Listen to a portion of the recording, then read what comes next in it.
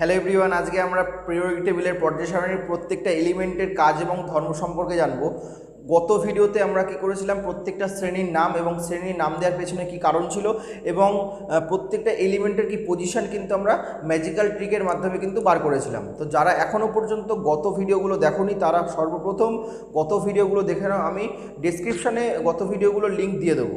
তাহলে আমরা শ্রেণী ওয়াইজ প্রত্যেকটা এলিমেন্টের কিন্তু আমরা কি করব, প্রত্যেকটা এলিমেন্টের আজকে আমরা কাজ এবং ইম্পর্টেন্ট ধর্ম সম্বন্ধে জানবো। তাহলে প্রথমে আমরা শুরু করব এস ব্লক।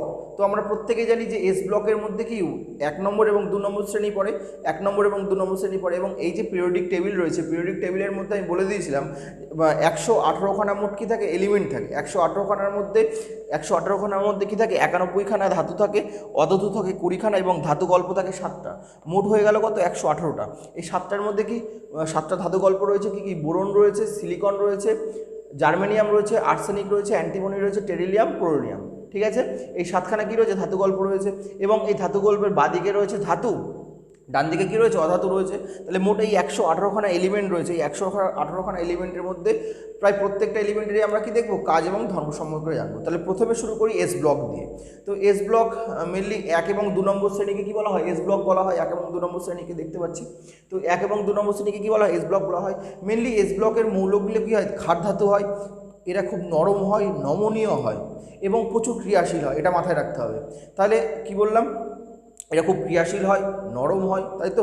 এবং সোডিয়ামকে ছুরি দিয়ে কাটা যায়, এতটাই নরম হয়। ধাতু হওয়া সত্ত্বেও ছুরি দিয়ে কাটা যায়। ঠিক আছে, নমনীয় হয়। এই সঙ্গে সঙ্গে কী মনে রাখতে হবে, সঙ্গে সঙ্গে মনে রাখতে হবে কি এরা প্রচুর ক্রিয়াশীল হয়, অ্যাক্টিভ হয়। তাহলে প্রথম শ্রেণী অর্থাৎ ক্ষার ধাতু অর্থাৎ 1 এর এলিমেন্টগুলোর আমরা কাজ দেবো। সর্বপ্রথম রয়েছে কি, হাইড্রোজেন। তো হাইড্রোজেনকে মাথায় মনে রাখতে হবে, হাইড্রোজেনকে কিন্তু দুষ্টু মৌল বলা হয়। এবার দুষ্টু মৌল কেন বলা হয়, কারণ হাইড্রোজেন দুষ্টু কাকে বলে, মেনলি যার মধ্যে সব রকমের বৈশিষ্ট্য থাকবে তাকে তো দুষ্টু বলা হবে, তাই না। তো এই হাইড্রোজেন এমনই একটা এলিমেন্ট, এর মধ্যে কিন্তু মেনলি 2 রকমের কী রয়েছে, 2 রকম শ্রেণীর এলিমেন্টের কিন্তু মতো বৈশিষ্ট্য রয়েছে। 1 এবং 17 অর্থাৎ ক্ষার ধাতু এবং হ্যালোজেন্স মৌল অর্থাৎ 17 নম্বর শ্রেণী। এই 2 ধরনের শ্রেণীর কী রয়েছে, বৈশিষ্ট্য কিন্তু এই হাইড্রোজেনের মধ্যে দেখতে পাওয়া যায়। যেমন আমরা দেখেছিলাম যে ক্ষার ধাতুগুলোর যোজ্যতা কক্ষে কটি ইলেকট্রন থাকে, 1টি ইলেকট্রন থাকে। সেরকমভাবে হাইড্রোজেনেরও যোজ্যতা কক্ষে কটি থাকে, 1টি ইলেকট্রন থাকে। তাহলে দেখলাম কি 1 এর মতনই কী রয়েছে, সাদৃশ্য অর্থাৎ মিল রয়েছে। একইভাবে 17 নম্বর অর্থাৎ হ্যালোজেন্স মৌলগুলো যে রয়েছে, এরা কী হয়, হ্যালাইড যৌগ গঠন করে, তাই তো, মানে অ্যাসিড লবণ উৎপন্ন করে। ঠিক একইভাবে এই হাইড্রোজেনে কী করে, অ্যাসিড উৎপন্ন করে, HCl। ঠিক আছে, একইভাবে এই হ্যালোজেন্স মৌলগুলি কি অণুতে 2টি করে পরমাণু থাকে। ঠিক একইভাবে হাইড্রোজেনের অণুতে কটি পরমাণু থাকে, 2টি। তাহলে আমরা দেখলাম যে এর 2 রকম বৈশিষ্ট্যই এর মধ্যে রয়েছে। তো তখন বিজ্ঞানী মেন্ডেলিভ কনফিউজড হয়ে গেছিল, তো সব রকমের বৈশিষ্ট্য যদি একজনের মধ্যে থাকে তো তাকে দুষ্টু তো বলতেই হবে। তো তখন কিন্তু মেন্ডেলিভ এই হাইড্রোজেনকে দুষ্টু মৌল বলে অভিহিত করেছে এবং একে কিন্তু সর্বপ্রথমে কিন্তু স্থান দিয়েছে। একই সঙ্গে মাথায় রাখতে হবে এই হাইড্রোজেন কিন্তু সবথেকে কিন্তু হালকা গ্যাস। ঠিক আছে, তাহলে হালকা গ্যাসের নাম কি, হাইড্রোজেন। এবং সূর্যেতেও কিন্তু কি থাকে, হাইড্রোজেন গ্যাস থাকে। এরপরে আমরা পড়বো লিথিয়াম কি মনে রাখতে হবে, পৃথিবীর মধ্যে, এরপরে কি পড়বো আমরা, লিথিয়াম। পৃথিবীর মধ্যে সবথেকে হালকা ধাতু কিন্তু লিথিয়াম, এটা মাথায় রাখতে হবে। তাহলে পৃথিবীর মধ্যে সবথেকে হালকা ধাতুর নাম কি, লিথিয়াম। এছাড়াও কি আমরা জানি যে লিথিয়াম কি করা হয়, লিথিয়াম দিয়ে আমরা দেখেছি যে ব্যাটারি, এখনকার যে ফোনগুলো রয়েছে, ফোনের যে ব্যাটারি থাকে তাতে কি lithium ion battery, mainly lithium দিয়ে তৈরি হয়, লিথিয়াম আয়ন ব্যাটারি থাকে। এছাড়াও কি এয়ার কন্ডিশনেও কিন্তু লিথিয়াম ব্যবহার করা হয়। এরপরে আমরা কি দেখবো, এরপরে দেখবো আমরা সোডিয়াম। তো সোডিয়ামের চিহ্ন দেখছি Na রয়েছে, তাই তো। তো এর ল্যাটিন নামটা কি, ল্যাটিন নাম মনে রাখতে হবে নেট্রিয়াম থেকে কিন্তু Na আসছে। আমরা চিনি হিসাবে একে সোডিয়াম বলে, মানে এর নাম কিন্তু সোডিয়াম, কিন্তু এর ল্যাটিন নাম কি, নেট্রিয়াম থেকে Na আসছে। মনে রাখতে হবে প্রত্যেকটা মৌলের সংকেত চিহ্ন সেটা কিন্তু ওর ল্যাটিন নাম অনুসারে কিন্তু হয়। ঠিক আছে, তাহলে আমরা কিন্তু চিনি সোডিয়াম বলে, কিন্তু এর ল্যাটিন নামটা কি, ল্যাটিন নাম হচ্ছে নেট্রিয়াম, সেখান থেকে Na আসছে। এবার Na কি মনে রাখতে হবে, এনে যে ধাতুটা রয়েছে, সোডিয়ামকে কিন্তু ছুরি দিয়ে কাটা যায়, খুব ইম্পর্টেন্ট, ছুরি দিয়ে কিন্তু কাটা যায়। এছাড়াও লবণ, তাই তো, সল্ট, NaCl, তার মধ্যে কি থাকে, সোডিয়াম থাকে। এছাড়াও কি কিন্তু যে ফাঁকায় রাখলে অর্থাৎ বাইরে রাখলে কিন্তু কি হয়, বিক্রিয়া করে, তাই তো। তার জন্য এটাকে কি করা হয়, এটাকে কিন্তু কেরোসিন তেলের মধ্যে কিন্তু ডুবিয়ে রাখা হয়। ঠিক আছে, তাহলে সোডিয়ামকে কী করা হয়, কেরোসিন তেলের মধ্যে কিন্তু রাখা হয়। ঠিক আছে, ছুরি দিয়ে কিন্তু এটা কাটা যায়। এছাড়াও কি পেপার ম্যানুফ্যাকচারিংয়ের কাজেও কিন্তু সোডিয়াম ব্যবহার করা হয়। ঠিক আছে, সোডিয়ামের পরে আমরা কি দেখবো, সোডিয়ামের পরে দেখবো পটাশিয়াম। তো পটাশিয়ামেরও কিন্তু চিহ্ন দেখতে পাচ্ছি কে রয়েছে, তো এই ল্যাটিন নামটা কি ক্যালিয়াম, ক্যালিয়াম থেকে কিন্তু কে আসছে, ক্লিয়ার। তো এর পজিশন কত 19। এটা মনে রাখতে হবে যে মোস্ট রিঅ্যাক্টিভ এলিমেন্ট, ঠিক আছে, মোস্ট রিঅ্যাক্টিভ এলিমেন্ট হচ্ছে কিন্তু অ্যাক্টিভ এলিমেন্ট কিন্তু পটাশিয়াম। ঠিক আছে, এই পটাশিয়াম সার হিসাবে কিন্তু জমিতে ইউজ করা হয় সার হিসাবে। এছাড়াও কি কলার মধ্যে, পাকা কলা থাকে, কলার মধ্যে কিন্তু প্রচুর পরিমাণে পটাশিয়াম থাকে। ঠিক আছে, মনে রাখতে হবে। এরপরে আমরা কি দেখব, রুবিডিয়াম, সিজিয়াম, এগুলোর খুব একটা বেশি কাজ নেই। এই রুবিডিয়াম এবং সিজিয়াম প্রকৃতিতে কিন্তু একসঙ্গে পাওয়া যায়, এটা মাথায় রাখতে হবে একসঙ্গে। এই রুবিডিয়াম মেনলি ফায়ার ওয়ার্কসের কাজে লাগে। সিজিয়াম কি করা হয়, পরমাণু ঘড়ি, এই যে সময় 1 সেকেন্ডকে মানে 1 সেকেন্ড বা 1 মিনিটকে ওইটুকুনি সময় কেন ধরা হয়, ঠিক আছে, প্রত্যেকটা ঘড়ির যে সময়টা নির্ধারণ হয় সেটা কিন্তু পরমাণু ঘড়ি থেকে, সেই পরমাণু ঘড়িতে কিন্তু সিজিয়াম ইউজ করা হয়। ঠিক আছে, একইভাবে ফ্র্যান্সিয়াম মনে রাখতে হবে, ফ্র্যান্সিয়াম কি তীব্র সবথেকে সর্বোচ্চ কী হয়, তড়িৎ ধনাত্মক মৌল হয়। আমরা জানি যে ওপর থেকে পর্যায় সারণীর ওপর থেকে যখন নিচে আসে, তাই তো শ্রেণী বরাবর, তখন কি হয়, ধাতব ধর্ম কিন্তু প্রচুর পরিমাণে বেড়ে যায়। এটা আমরা গত ভিডিওতে দেখেছিলাম। তো এই যে ফ্র্যান্সিয়াম কি প্রচুর মনে রাখতে হবে ধনাত্মক মৌল, তীব্র ধনাত্মক মৌল। ঠিক আছে, তাহলে আমরা প্রথম শ্রেণী সম্বন্ধে জানলাম। এবার দ্বিতীয় শ্রেণী অর্থাৎ অ্যালকালি আর্থস মেটাল, অর্থাৎ ক্ষারীয় মৃত্তিকা ধাতু। ক্ষারীয় মৃত্তিকার মধ্যে প্রথম কি পড়ছে, প্রথম পড়ছে আমরা দেখতে পাচ্ছি বেরিলিয়াম। প্রথম কি পড়ছে, প্রথম পড়ছে বেরিলিয়াম। তো বেরিলিয়াম কী কাজে ব্যবহার করা হয়, বেরিলিয়াম মেনলি স্যাটেলাইটে কিন্তু বেরিলিয়াম থাকে। ঠিক আছে, এটা মাথায় রাখতে হবে। স্যাটেলাইট অর্থাৎ যে উপগ্রহ থাকে, উপগ্রহে কিন্তু বেরিলিয়াম কিন্তু ইউজ করা হয়। এছাড়াও কি মেশিন পার্টসের মধ্যে, মেশিন পার্টস অথবা স্প্রিংগুলো হয়, স্প্রিংয়ে কিন্তু বেরিলিয়াম ব্যবহার করা হয়। এরপরে কি দেখবো আমরা, বেরিলিয়ামের পরে কী রয়েছে, ম্যাগনেসিয়াম রয়েছে। তাহলে বেরিলিয়ামের পরে কি ম্যাগনেসিয়াম, আমরা জানি যে ক্লোরোফিলের মধ্যে কি থাকে, ক্লোরোফিলের মধ্যে কিন্তু ম্যাগনেসিয়াম থাকে, এটা কিন্তু মাথায় রাখতে হবে, ক্লোরোফিলের খুব ইম্পর্টেন্ট। এছাড়াও কি ক্যামেরার যে ফ্ল্যাশ লাইট থাকে, ক্যামেরার ফ্ল্যাশ লাইটের মধ্যে কি থাকে, ক্যামেরা ফ্ল্যাশ লাইটের মধ্যেও কিন্তু কি থাকে, ম্যাগনেসিয়াম থাকে। তো ম্যাগনেসিয়ামের পরে আমরা কি দেখবো, ম্যাগনেসিয়ামের পরে দেখবো আমরা ক্যালসিয়াম। ঠিক আছে, Ca, ক্যালসিয়াম 20। আমরা জানি যে আমাদের যে হাড়, দাঁত, ঠিক আছে, এর মধ্যে কি থাকে, ক্যালসিয়াম থাকে। ঠিক আছে, হাড়, দাঁত। এছাড়াও এখন তো এমনি ডিজিটাল বোর্ড চলে এসেছে বা হোয়াইট বোর্ড চলে এসেছে। আগেকার দিনে ব্ল্যাক বোর্ডে লেখা হতো, সেই ব্ল্যাক বোর্ডে লেখা হতো চক দিয়ে লেখা হতো, সেই চকের মধ্যে কী থাকে, ক্যালসিয়াম থাকে। ঠিক আছে, একইভাবে ক্যালসিয়ামের পরে আসছি ক্যালসিয়ামের পরে আমরা কি দেখবো, স্টেনিয়াম দেখবো। এই স্টেনিয়ামটা কি, এটারও কিন্তু কাজ খুব একটা ইম্পর্টেন্ট না, এটা মাথায় রাখতে হবে, এই হাড় দাঁতের মধ্যেও কিন্তু এটা থাকে। এরপরে কি বেরিয়াম এবং রেডিয়াম, বেরিয়ামও কাজ সেরকম নেই, রেডিয়ামটা মাথায় রাখতে হবে, পজিশন 88। রশ্মি কিন্তু নির্গত হয় রেডিয়াম থেকে, রশ্মি নির্গত হয় বলে এটাকে কিন্তু চকচক করে। ঠিক আছে, তাহলে বেরিয়ামটা কী করে, চকচক করে। তাহলে তোমরা প্রথমে এটার স্ক্রিনশট নিয়ে নাও। এরপরে আমরা পি ব্লকের এলিমেন্টগুলোর কাজ দেখব। এবার আমরা পি ব্লকের মধ্যে যে মৌলগুলি পড়ছে, সেই মৌলগুলির ধর্ম এবং কাজ সম্বন্ধে জানবো। আমরা জানি পি ব্লকের মধ্যে 13 থেকে 18 নম্বর শ্রেণী কি পি ব্লকের মধ্যে পড়ে, তাই তো 13 থেকে 18 নম্বর শ্রেণী কি পি ব্লকের মধ্যে পড়ে। তো এই পি ব্লকের মধ্যে কিন্তু কি ধাতুকল্প এবং অধাতুর পরিমাণ কি থাকে, সবচেয়ে বেশি থাকে।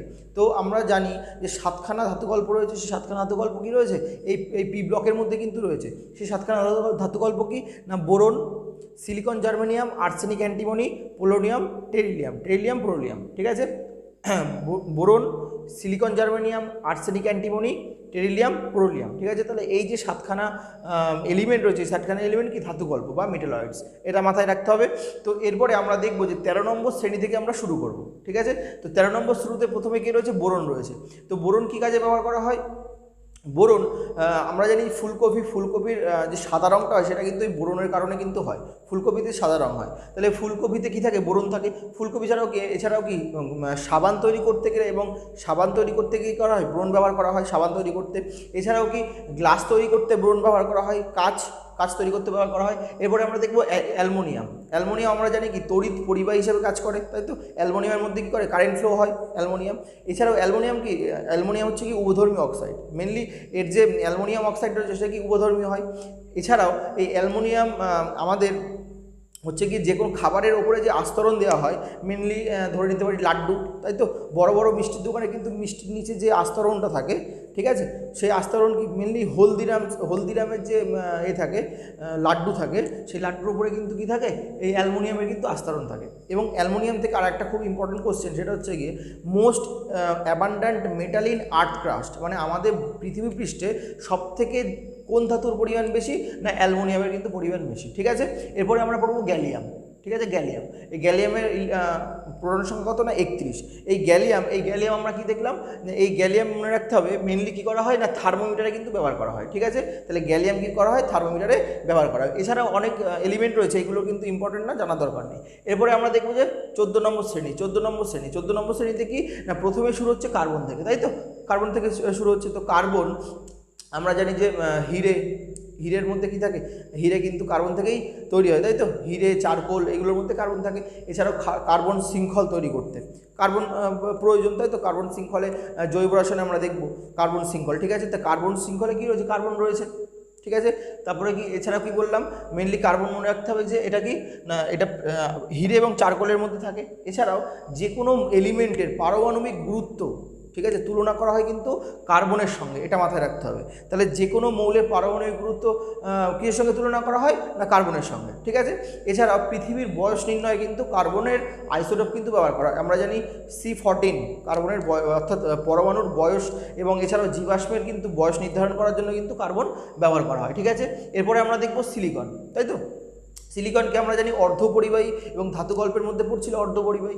তো এই সিলিকন মেনলি কি সৌরকোষে কিন্তু ব্যবহার করা হয়, তাই তো? সৌরকোষে ব্যবহার করা হয়। এছাড়া কম্পিউটারের যে চিপ থাকে সেই চিপের মধ্যে কী থাকে? সিলিকন থাকে। চিপের মধ্যে সিলিকন থাকে, তাই তো? চিপের মধ্যে কী থাকে? কম্পিউটার চিপের মধ্যে সিলিকন থাকে। এছাড়াও কী বলেছিলাম? সৌরকোষে ব্যবহার করা হয়, তাই তো? এরপরে আমরা দেখব কি জার্মেনিয়াম কোথায় ব্যবহার করা হয়? না জার্মেনিয়ামও কিন্তু একটা কি দেখলাম না এটাও একটা অর্ধপরিবাহী। তো অর্ধপরিবাহী যেহেতু, তাহলে এটাও কি কাজে ব্যবহার করা হয়? না ফ্লুরোসেন্ট ল্যাম্পে কিন্তু ব্যবহার করা হয়। ফ্লুরোসেন্ট ল্যাম্প, ঠিক আছে, ফ্লুরোসেন্ট ল্যাম্প ব্যবহার করা হয়। এছাড়াও কি ক্যামেরা লেন্সে কিন্তু এর ব্যবহার কিন্তু রয়েছে। ক্যামেরা লেন্সেও কিন্তু কী ব্যবহার করা হয়? না জার্মেনিয়াম কিন্তু ব্যবহার করা হয়। এরপরে আমরা কি দেখবো? না এসএন দেখবো। এসএন মানে কি? স্ট্যানাম মানে টিন। আমরা কিন্তু টিন হিসাবে কিন্তু পরিচিত, তাই তো? আমরা কিন্তু টিন হিসাবেই চিনি। তো টিনের কিন্তু ল্যাটিন নাম কি? স্ট্যানাম। ঠিক আছে, এবং একই সঙ্গে আমরা দেখে নেব কি পিবি অর্থাৎ লেড, সীসা। এই পিবি কোথা থেকে আসছে? না প্লামবাম থেকে আসছে। অর্থাৎ সীসার কিন্তু কি ল্যাটিন নাম হচ্ছে প্লামবাম। ঠিক আছে, সেই প্লামবাম থেকে পিবি আসছে এবং স্ট্যানাম থেকে এসএন আসছে। এই এসএন এবং পিবি অর্থাৎ টিন এবং সীসা মিলে কী করা হয়? আমরা জানি ফিউজ তার ব্যবহার করা হয়। তো ফিউজ তারের মধ্যে এই দুটো কিন্তু ধাতু কী থাকে? একসঙ্গে কিন্তু বর্তমান থাকে। ঠিক আছে, তাহলে ফিউজ তারে ব্যবহার করা হয়। এছাড়াও এই প্লামবাম অর্থাৎ সীসা কিন্তু ব্যাটারিতে কিন্তু ইউজ করা হয়, ব্যাটারিতে কিন্তু ব্যবহার করা হয়। এছাড়াও বুলেট, তাই তো? বন্দুকের যে বুলেট থাকে সেই বুলেট কিন্তু প্রস্তুত করতেও কিন্তু কী ব্যবহার করা হয়? না পিবি ব্যবহার করা হয়, অর্থাৎ লেড কিন্তু ব্যবহার করা হয়। ঠিক আছে, সীসা। এরপরে আমরা কি দেখব? না এরপরে আমরা দেখব 15 নম্বর শ্রেণী। 15 নম্বর শ্রেণীতে আমরা জানি যে 15 নম্বর শ্রেণীকে নিক্টোজেন্স বলা হয়, তাই তো? নিক্টোজেন কেন বলা হয় সেটা আগের ভিডিওতে আমরা বলে দিয়েছি অলরেডি। তো এখনও যারা দেখোনি তারা কিন্তু আগের ভিডিওটা আগে দেখে নাও। তো প্রথমে আমরা শুরু করছি নাইট্রোজেন দিয়ে। তো নাইট্রোজেন রয়েছে, তো আমরা জানি বায়ুমণ্ডলে সবথেকে নাইট্রোজেনের পরিমাণ কী থাকে? বেশি থাকে, তাই তো? 78.09% সবথেকে কী থাকে? বেশি থাকে। তাহলে আমাদের বায়ুমণ্ডলে সবথেকে বেশি কী থাকে? নাইট্রোজেন থাকে। নাইট্রোজেনের অনেক ব্যবহার রয়েছে। মেনলি আমরা যে চিপস খাই, লেজ, কুরকুরে, ঠিক আছে, এই লেজ কুরকুরে অনেক দিন পর্যন্ত কী থাকে? তাজা থাকে, তাই তো? ওর মধ্যে কোন গ্যাস থাকে? ওর মধ্যে কিন্তু নাইট্রোজেন গ্যাস থাকে। ঠিক আছে, তাহলে লেজ, কুরকুরে, চিপস এর মধ্যে কী থাকে? নাইট্রোজেন গ্যাস থাকে। এছাড়াও বিমানের যে টায়ার রয়েছে, বিমানের টায়ারের মধ্যে কী থাকে? নাইট্রোজেন গ্যাস কিন্তু ভরা থাকে। এছাড়াও নাইট্রোজেন আমরা জানি যে মাটি কী করে? মাটিকে কিন্তু উর্বর করে, তাই তো? মাটির উর্বরা শক্তি কিন্তু নাইট্রোজেনই বাড়ায়। এছাড়াও কি তরল নাইট্রোজেন কিন্তু কুলেন্ট হিসাবে কিন্তু ব্যবহার করা হয়। ঠিক আছে, কুলেন্ট অর্থাৎ শীতলীকারক হিসাবে ব্যবহার করা হয়। এবার নাইট্রোজেনের পরে আমরা কি দেখব? নাইট্রোজেনের পরে রয়েছে ফসফরাস, তাই তো? ফসফরাস আমরা জানি কি সার হিসাবে ব্যবহার করা হয়, তো ফসফরাস থেকে একটা ইম্পর্টেন্ট কোশ্চেন। তো দেশলাই বাক্সে আমরা দেখেছি দেশলাইয়ে কাঠিতে কী থাকে? লাল ফসফরাস কিন্তু থাকে, এটা কিন্তু খুব ইম্পর্টেন্ট।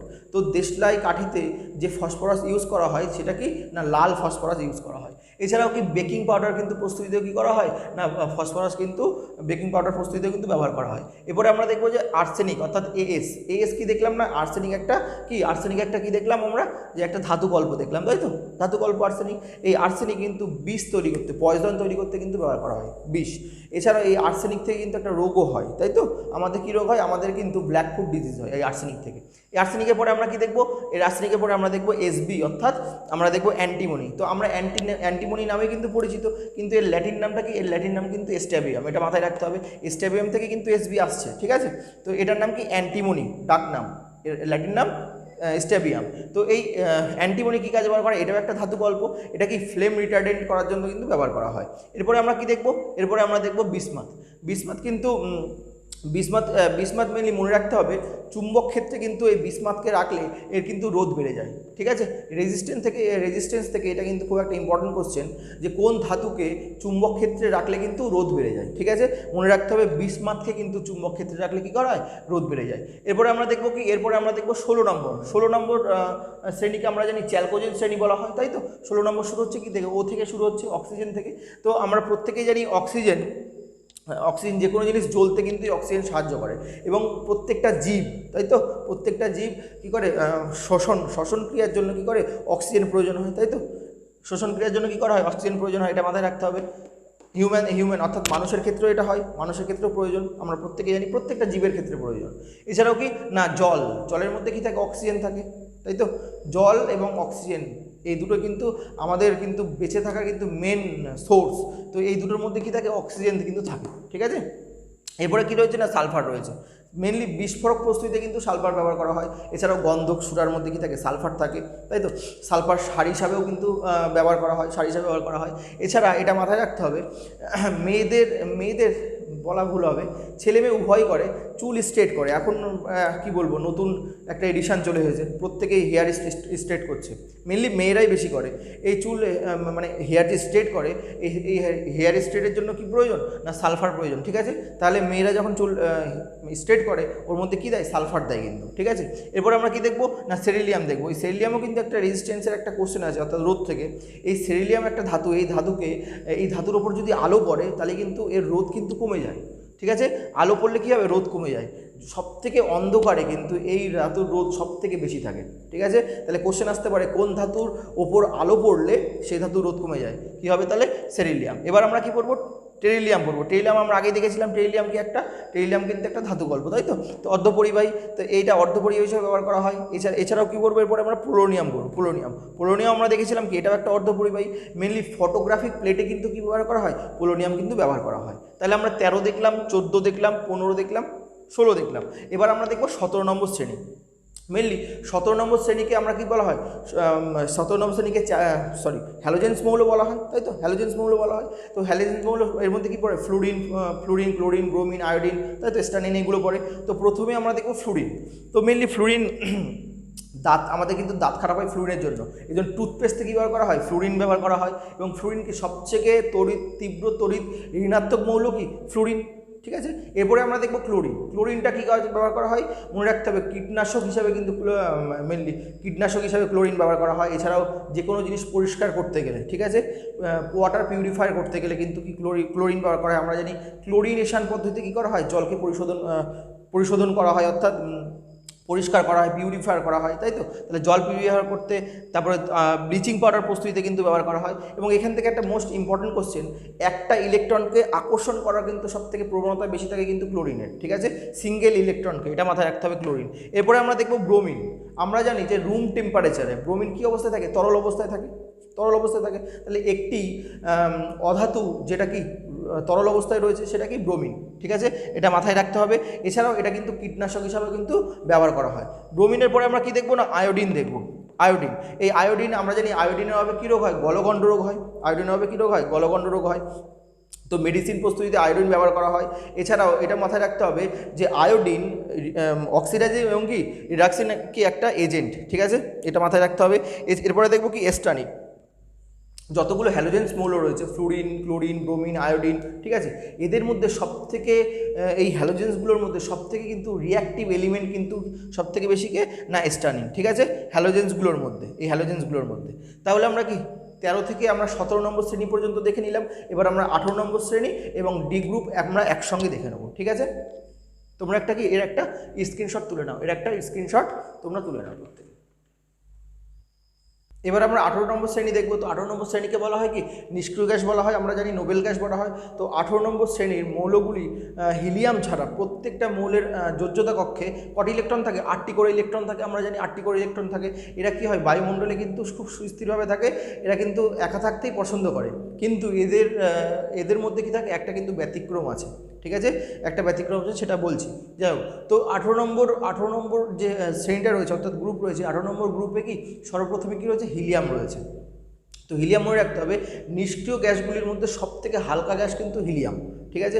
মেনলি ডুবুরিরা, পর্বতারোহীরা তো যে সিলিন্ডার নিয়ে যায় ওই সিলিন্ডারের মধ্যে অক্সিজেন তো থাকেই, সঙ্গে কিন্তু এই হিলিয়ামও কিন্তু থাকে, ঠিক আছে।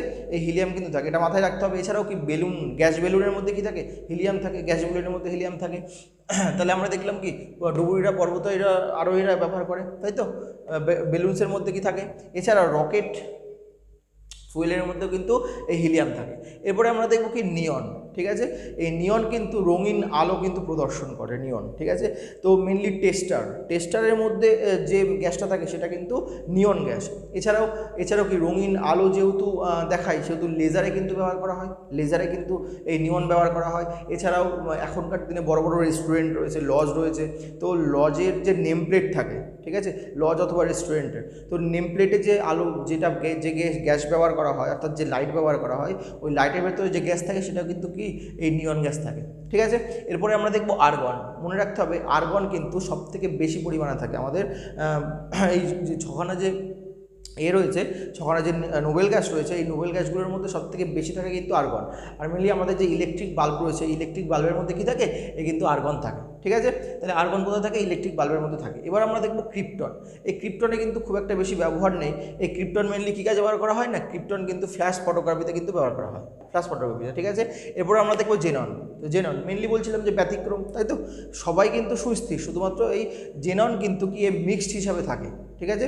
এ কিন্তু একা থাকতে পছন্দ করে না, তাহলে এ কিন্তু ব্যতিক্রম। তাহলে প্রত্যেকটা নোবেল গ্যাসই কী করছিল? এদের বাইরের কক্ষে 8টি ইলেকট্রন থাকার জন্য এরা সুস্থির বোধ করে, এরা কারোর সঙ্গে বিক্রিয়া করে না। শুধুমাত্র এখানে কি ব্যতিক্রম কি জেনন, ঠিক আছে। এই জেনন কিন্তু ব্যতিক্রম, এই একা থাকতে পছন্দ করে না, এ কিন্তু কি বিক্রিয়া করে, ঠিক আছে। এ কিন্তু মিক্সড হিসাবে কিন্তু থাকে, তার জন্য এটাকে কিন্তু স্ট্রেঞ্জার গ্যাস বলা হয়। খুব ইম্পর্টেন্ট কোশ্চেন। তাহলে স্ট্রেঞ্জার গ্যাস জেননকে কেন বলে বোঝা গেছে। তাহলে স্ট্রেঞ্জার গ্যাস কিন্তু বলা হয় কি ভণ্ড গ্যাস, অর্থাৎ স্ট্রেঞ্জার গ্যাস বলা হয় কি জেননকে, ঠিক আছে। এ কিন্তু এর যে এই শ্রেণীর যে বৈশিষ্ট্য সেই বৈশিষ্ট্য কিন্তু কী করছে না, এ পালন করছে না, এটা কিন্তু ব্যতিক্রম, ঠিক আছে।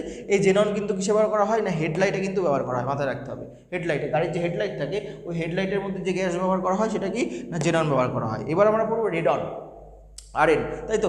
এই রেডন মনে রাখতে হবে কৃত্রিমভাবে কিন্তু প্রস্তুত করা হয়, ঠিক আছে। কৃত্রিমভাবে আলফা বিটা করা নিঃসরণের মাধ্যমে কী করা হয়? কৃত্রিমভাবে প্রস্তুত করা হয়। এই রেডন কিন্তু আমাদের বায়ুমণ্ডলে সবথেকে কম পরিমাণে আছে, ঠিক আছে, যেহেতু কৃত্রিমভাবে প্রস্তুত করা হয়। এছাড়াও এই রেডন কিন্তু সবথেকে ভারী গ্যাস, ঠিক আছে। এখানে যত নোবেল গ্যাসগুলো রয়েছে তার মধ্যে সবথেকে ভারী গ্যাস কি? এ কিন্তু রেডন, ঠিক আছে। তাহলে রেডন দেখলাম কি সবথেকে ভারী গ্যাস এবং কি এটা মিক্সড হিসাবে থাকে, ভারী গ্যাস এবং কি এটা খুব সবচেয়ে কম পরিমাণে থাকে, এবং এটা মাথায় রাখতে হবে এটা কিন্তু একটা রেডিও অ্যাক্টিভ এলিমেন্ট। তাহলে আমরা কি নিষ্ক্রিয় গ্যাস সম্পর্কে জানলাম। এবার আমরা ডি ব্লকের সম্বন্ধে জানবো। ডি ব্লক, তো মনে রাখতে হবে মেনলি এই ডি ব্লকের মধ্যে বেশিরভাগ যে এলিমেন্টগুলো রয়েছে এই এলিমেন্টগুলো কিন্তু আমরা ডেইলি লাইফে কিন্তু সবথেকে বেশি পরিমাণে ব্যবহার করি, ঠিক আছে। তাহলে এই ডি ব্লকের মধ্যে যে এলিমেন্টগুলো রয়েছে অর্থাৎ সন্ধিগত মৌল, তাই তো। আমরা জানি যে 3 থেকে 12 পর্যন্ত কি সন্ধিগত মৌল পড়ছে, এইগুলো এটাই কি ডি ব্লক। তো এই ডি ব্লকের মৌলগুলির ব্যবহার কিন্তু দৈনন্দিন জীবনে সবথেকে কিন্তু বেশি আমাদের, ঠিক আছে। তো আমরা জানি যে এই সন্ধিগত মৌলগুলো কী হয়? রঙিন যৌগ গঠন করে মেনলি, আর এরা সবসময় কি মিক্সড হিসাবে থাকে, ঠিক আছে। আর এরা রঙিন যৌগ গঠন করে, যেমন বলতে পারি তুতে, তাই তো, CuSO4 কপার সালফেট, তারপরে কি ফেরাস সালফেট AbSO4, ওটা কী হয়? সবুজ কালারের হয়। তুতে কি নীল কালারের হয়, ঠিক আছে। ZnSO4 রয়েছে জিঙ্ক সালফেট, এটা কি সাদা কালারের হয়, ZnSO4, এটা মাথায় রাখতে হবে। এবার এর যতগুলো এলিমেন্ট রয়েছে এর মধ্যে আমরা ইম্পর্টেন্ট এলিমেন্টগুলো কিন্তু নিয়েছি এক্সাম পয়েন্ট অফ ভিউ হিসাবে, যেগুলো পরীক্ষায় বারবার এসেছে সেগুলোই নিয়েছি। আর যে পয়েন্টগুলো নিয়েছি এই পয়েন্টগুলো কিন্তু ইম্পর্টেন্ট পয়েন্ট। তো এর মধ্যে মেনলি প্রথমে পড়তে হবে ডাব্লু। তো ডাব্লু কোন এলিমেন্টের সিম্বল, ঠিক আছে। ডাব্লু মনে রাখতে হবে টাংস্টেন, ঠিক আছে। কিন্তু এই ডাব্লুর অর্থাৎ এই টাংস্টেনের ল্যাটিন নাম হচ্ছে কি উলফ্রাম, সেই উলফ্রাম থেকে কিন্তু ডাব্লু আসছে, ঠিক আছে। আর এর পারমাণবিক ক্রমাঙ্ক কত? 74। আমরা প্রত্যেকে জানি টাংস্টেন ফিলামেন্টের মধ্যে থাকে। ফিলামেন্ট আগেকার দিনে যে বাল্ব ছিল হলুদ কালারের বাল্বগুলো 100 পাওয়ার 200 পাওয়ারের যে বাল্ব, ঠিক আছে, ওই বাল্বের মধ্যে যে ফিলামেন্ট থাকে সেই ফিলামেন্টের মধ্যে কী থাকে? টাংস্টেন থাকে। এছাড়াও টাংস্টেন দিয়ে কী করা হয়? জুয়েলারি তৈরি করা হয়। যে ধরনের ফেন্সি যে জুয়েলারিগুলো রয়েছে, গহনাগুলো রয়েছে, ফেন্সি গহনা, তার মধ্যে কী থাকে? এই উলফ্রাম থাকে, অর্থাৎ টাংস্টেন থাকে। এরপরে আমরা দেখে নেব ওএস অর্থাৎ অসমিয়াম। অসমিয়ামের পজিশন কত? 76। এটা ইম্পর্টেন্ট কোশ্চেন, এটা কিন্তু ভারী ধাতু, ঠিক আছে। তাহলে এই যে 118খানা এলিমেন্ট রয়েছে, ঠিক আছে, এই 118খানার মধ্যে সবথেকে ভারী ধাতু কি না? অসমিয়াম, ঠিক আছে। এরপর আমরা কি দেখব? ক্রোমিয়াম। ক্রোমিয়াম আর কপারটা আমরা একসঙ্গে দেখে নেব। ক্রোমিয়ামের পারমাণবিক ক্রমাঙ্ক কত? 24। এই ক্রোমিয়ামের আমরা জানি যে নাইক্রোম তার, তাই তো, হিটারে অথবা ইস্ত্রিতে, ইলেকট্রিক আয়রন অথবা ইলেকট্রিক হিটারে কী ব্যবহার করা হয়? নাইক্রোম তার ব্যবহার করা হয়। আর নাইক্রোম তারের মধ্যে সবথেকে বেশি থাকে কিন্তু মনে রাখতে হবে যে ক্রোমিয়াম থাকে, ঠিক আছে। ক্রোমিয়াম সবথেকে বেশি পরিমাণে কিন্তু থাকে, এটা মাথায় রাখতে হবে। এছাড়াও কপার কি তড়িৎ পরিবাহী হিসেবে কাজ করে। আমরা জানি কপারের মধ্যে দিয়ে করে কপারের মধ্যে দিয়ে কী করে? কারেন্ট যাতায়াত করে, তাই তো, অর্থাৎ ইলেকট্রন পরাশোধ। তো এই কপার যেহেতু তড়িৎ পরিবহন করে, তার জন্য কি এটা একটা তড়িৎ পরিবাহী। এবার এই কপার এবং ক্রোমিয়াম এরা কিন্তু হেন্সের নীতি কিন্তু নিয়ম কিন্তু মেনে চলে, হেন্সের নিয়ম। তো হেন্সের নিয়মটা কি? আমরা যখন করেছিলাম, পজিশান বার করেছিলাম, আমরা কি শ্রেণী ওয়াইজ বার করেছিলাম। তো যদি ব্লক দিয়ে আমরা যদি ভাঙি, তাহলে কি আমরা যদি কপারটাকেই দেখাই, ঠিক আছে, কপারটাকে দেখাই, তাহলে কপারে যদি আমরা ব্লক দিয়ে ভাঙি তাহলে কী হবে? 1s2, 2s2, 2p6, 3s2, 3p6, 4s1, 3d10। তার মানে এখানে দেখতে পাচ্ছি 4s1 হয়েছে, ঠিক আছে। তাহলে এটা কেন হয়েছে মনে রাখতে হবে। হেন্সের নীতিটা কি বলছে? লাস্ট যে ব্লকটা রয়েছে সেই ব্লককে অর্ধপূর্ণ বা পুরো পরিপূর্ণ করার জন্য আগের ব্লক থেকে কী করা হয়? ইলেকট্রনকে কিন্তু নেওয়া হয়। আমরা দেখতে পাচ্ছি যে এখানে 3d10 হয়েছে, এখানে কিন্তু 4s2 হওয়া উচিত ছিল, 4s2 3d9 হওয়া উচিত ছিল, কিন্তু এখান থেকে একটা ইলেকট্রন নিয়ে কী করেছে? এই 3d10 অর্থাৎ ডি ব্লকটাকে কী করেছে? পরিপূর্ণ করেছে। আমরা জানি ডি ব্লকের মধ্যে সর্বোচ্চ কটা থাকতে পারে? 10টা ইলেকট্রন থাকতে পারে, তাই তো। তাহলে এটা কিন্তু হেন্সের নীতি কিন্তু মেনে চলে, কি? ক্রোমিয়াম এবং কপার, এটা কিন্তু খুব ইম্পর্টেন্ট। এবং এই কপারের কিন্তু হচ্ছে গিয়ে নাম, ল্যাটিন নাম কিন্তু কিউপ্রাম। সেই কিউপ্রাম থেকে কিন্তু সিইউ আসছে, ঠিক আছে। এরপর আমরা দেখে নেবো কি? এজি আমরা জানি যে সিলভার, রূপো, তাই তো, অলঙ্কার হিসাবে বার করে। এছাড়াও কি রূপোর মধ্যে দিয়ে কী হয়? প্রচুর কারেন্ট ফ্লো হয়, তাই তো। এছাড়াও কি এই এজি হচ্ছে কি ল্যাটিন নাম কি? আর্জেন্টাম। এই আর্জেন্টাম থেকে কিন্তু এজি আসছে, ঠিক আছে, অলঙ্কার হিসাবে বার করা হয় বললাম। এরপর আমরা দেখবো এইউ অর্থাৎ সোনা, 79। এটি অ্যারাম, ঠিক আছে, অ্যারাম থেকে এইউ আসছে। এই সোনা কিন্তু অলঙ্কার হিসেবে ব্যবহার করা হয়। এবং এটা খুব ইম্পর্টেন্ট কোশ্চেন যে সবথেকে নমনীয় ধাতু কি? সবথেকে নমনীয় ধাতু কিন্তু কি থাকে? অ্যারাম অর্থাৎ সোনা কিন্তু। তো এই সোনার মধ্যে কিন্তু কি করা হয়? মানে যে বিশুদ্ধ সোনা রয়েছে তার মধ্যে কি থাকে? তামা কিন্তু একটুখানি থাকে, এটা মাথায় রাখতে হবে। এরপর আমরা দেখবো এইচজি মানে কি? হাইড্রোজিনাম, তাই তো, পারদে কিন্তু মার্কারি, অর্থাৎ মার্কারির মধ্যে পারদের কি ল্যাটিন নাম কি? ল্যাটিন নাম হচ্ছে কি? হাইড্রোজিনাম। সেই হাইড্রোজিনাম থেকে কি আসছে? এইচজি আসছে, ঠিক আছে। এর ইলেকট্রন কত? ইলেকট্রন সংখ্যা হচ্ছে 80, ঠিক আছে। এই হাইড্রোজিনাম অর্থাৎ পারদ আমরা জানি কি? থার্মোমিটারে ব্যবহার করা হয়। আর পারদ হচ্ছে কি? এমন একটি ধাতু যে তরল অবস্থায় থাকে। তাহলে একটি তরল ধাতু কী হয়ে গেল? পারদ হয়ে গেল, ঠিক আছে। এটুকুনি মাথায় রাখতে হবে।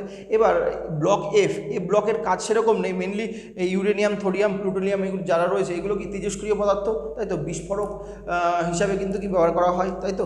বিস্ফোরক এছাড়াও মিলিটারি ট্যাঙ্কার ইত্যাদি তৈরি করতে কী করা হয়? বোম, ঠিক আছে, তৈরি করতে এই ব্লকের, অর্থাৎ এই ব্লকের মধ্যে বেশিরভাগ এলিমেন্ট কিন্তু ব্যবহার করা হয়, ইউরেনিয়াম, থোরিয়াম, প্লুটোনিয়াম, ঠিক আছে, এটা দেখতে হবে। এরপরে কিছু কোশ্চেন, ইম্পর্টেন্ট কোশ্চেন, যেরকম আমাদের যে পিরিয়ডিক টেবিল রয়েছে, পিরিয়ডিক টেবিলের মধ্যে মনে রাখতে হবে 99-এ যেটা রয়েছে, 99-এ কী রয়েছে না? আইনস্টাইনিয়াম রয়েছে, আইনস্টাইনিয়াম। এই আইনস্টাইনিয়াম এই ধাতুটা মনে রাখতে হবে বিজ্ঞানী আইনস্টাইনের নাম অনুসারে হয়েছে, ঠিক আছে। তাহলে 99-এ যে আইনস্টাইনিয়াম যে ধাতুটা রয়েছে সেই ধাতুটা কিসের নাম অনুসারে না? আইনস্টাইনের নাম অনুসারে। তার জন্য এই ধাতুটার নাম কি হচ্ছে? আইনস্টাইনিয়াম, ঠিক আছে। এরপরে কি 100 নম্বরে দেখতে হবে, 100 নম্বরের যে ধাতুটা রয়েছে তার নাম কি? ফার্মিয়াম। এই ফার্মিয়াম কিন্তু বিজ্ঞানী ফার্মি নাম অনুসারে হয়েছে, ফার্মির নাম অনুসারে। এরপরে আমরা দেখবো 101-এ কী রয়েছে না? মেন্ডেলিভিয়ান রয়েছে, এমডি, ঠিক আছে। এটা কিন্তু বিজ্ঞানী মেন্ডেলিভের নাম অনুসারে কিন্তু হয়েছে। এবং আমরা দেখবো 104 নম্বরে কী রয়েছে? 104 নম্বরে কিন্তু রাদারফোর্ডিয়াম রয়েছে, ঠিক আছে, রাদারফোর্ডিয়াম। এটা কি? রাদারফোর্ডের নাম অনুসারে কিন্তু হয়েছে। তাহলে কিন্তু পরীক্ষায় দিয়ে দেয় যে 100তম মৌল কোন বিজ্ঞানী নাম অনুসারে হয়েছে। তাহলে 100তম মৌল কোন বিজ্ঞানী নাম অনুসারে হয়েছে? বিজ্ঞানী ফার্মি নাম অনুসারে হয়েছে। আর 100তম মৌলের নাম কি? ফার্মিয়াম, ঠিক আছে, ফার্মিয়াম, এটা কিন্তু মাথায় রাখতে হবে, ফার্মিয়াম। তাহলে আমরা কি করলাম, প্রত্যেকটা এলিমেন্টের কাজ এবং ধর্ম সম্বন্ধে জানলাম। আমরা কিন্তু এখানে ইম্পর্টেন্ট যে কাজগুলো এবং যে ধর্মগুলো সেগুলো কিন্তু বলা হয়েছে। এবার 1 থেকে 30 পর্যন্ত আমাদের কিন্তু মুখস্থ করে রাখতে হবে, 1 থেকে 30 পর্যন্ত, ঠিক আছে। এবং 1 থেকে 30-এর মধ্যে কোনো মৌলের কিন্তু যোজ্যতা কিন্তু পরীক্ষায় আসতে পারে, যোজ্যতা। তো যোজ্যতা বের করার একটা নিয়ম, শর্টকাট নিয়ম আমি বলে দিচ্ছি। আমরা কিন্তু এই করগুণে কিন্তু আঙুলের করগুণে কিন্তু যোজ্যতা বার করতে পারি। কীভাবে বার করবো? প্রথমে কি hydrogen, helium, lithium, beryllium, boron, carbon, nitrogen, fluorine, neon, sodium, magnesium, aluminium, তাই তো, সিলিকন, সালফার, ফসফরাস, এরকমভাবে ক্লোরিন, আর্গন, তারপরে কি পটাশিয়াম, ক্যালসিয়াম। তো আমরা 20টা, প্রথম 20টা আমি বললাম। তো এই 20টার মধ্যে ধাতু কোনটা, অধাতু কোনটা এবং ধাতু কল্প কোনটা, অর্থাৎ নিষ্ক্রিয় গ্যাস কোনটা, আমরা কিন্তু করগুণে বলতে পারবো। কীভাবে বলতে পারবো? প্রথমে আমাদের কী করতে হবে? প্রথমে আমরা জানি যে করে আমরা যখন যোগ বিয়োগ করতাম, তাই তো, যোগ বিয়োগের সময় আমরা করগুণে করতাম। তো 1 2 3 4, তাই তো, 4 ঘর রয়েছে। এবার এটা যদি 1 হয়, আমরা এই যে দাগটাকে, এটাকে আমরা 0 ধরে নেবো, এই দাগটাকে 0, ঠিক আছে। আমি কিন্তু এই কেরি আঙুলের কথাটা বলছি, ক্লিয়ার? তাহলে 1 2 3 4 আর এটাকে 0 ধরবো। তো প্রথমে আমরা কি করব? প্রথমে আমরা 1 থেকে শুরু করব, শুরু করে একবার নিচে আসব, তারপরে ওপরে যাব আর নিচে আসব, ওপরে যাব আর নিচে আসব, ঠিক আছে। আমি একটা দেখিয়ে দিই। তাহলে প্রথমে হাইড্রোজেন 1 নম্বরে, তারপরে কি 2 নম্বরে হিলিয়াম, হিলিয়ামের যোজ্যতা কত? 0। তারপরে কি আবার ওপরে যাব, তারপরে কি আবার 0-এর পরে কি আবার 1, লিথিয়াম, তারপরে কি beryllium, boron, carbon, nitrogen, oxygen, fluorine, neon, নিয়নে কত? 0 আবার। তাহলে যেগুলো 0 সেগুলো কি হয়ে যাচ্ছে? সেগুলো হয়ে যাচ্ছে কিন্তু নিষ্ক্রিয় গ্যাস, ঠিক আছে। এবার যখন ওপর দিকে আমরা উঠবো, ওপর দিকে উঠবো 1 2 3, 1 2 3, এই 1 2 3 ওপর দিকে যেগুলো উঠবো সেগুলো কি হবে? এরা কিন্তু ইলেকট্রন বর্জন করে দেয়, ইলেকট্রন, এরা হচ্ছে ধাতু, তাই তো। এবং যখন আমরা নিচ থেকে নিচের দিকে আসবো 4 3 2 1, এগুলো কিন্তু কী করে? ইলেকট্রন গ্রহণ করে, এরা অধাতু। তাহলে আমি যদি বার করি ক্লোরিন, ক্লোরিন কি একটা অধাতু? কীভাবে বার করি? ক্লোরিনের ইলেকট্রন বিন্যাস কত? 17। তাহলে আমরা দেখে নিই 17 কীভাবে হচ্ছে। 1 2 3 4 5 6 7 8 9 10 11 12 13 14 15 16 17। তাহলে আমরা দেখতে পাচ্ছি 1 নম্বর ঘরে রয়েছে, অর্থাৎ ক্লোরিনের যোজ্যতা কত? 1। ক্লোরিনের পরে কে রয়েছে? তারপরে কি আর্গন, এই যে আর্গনে কত? 0, অর্থাৎ 0 মানে কি? এটা একটা নোবেল গ্যাস। তাহলে আমরা করগুণেও কিন্তু ধাতু, অধাতু এবং নিষ্ক্রিয় গ্যাস এবং এর সঙ্গে সঙ্গে কিন্তু যোজ্যতাও বার করে নিতে পারি, ঠিক আছে। তাহলে এই পর্যন্তই। এরপরে আমরা কেমিক্যাল বন্ডিং কিন্তু শুরু করব, কেমিক্যাল বন্ডিং।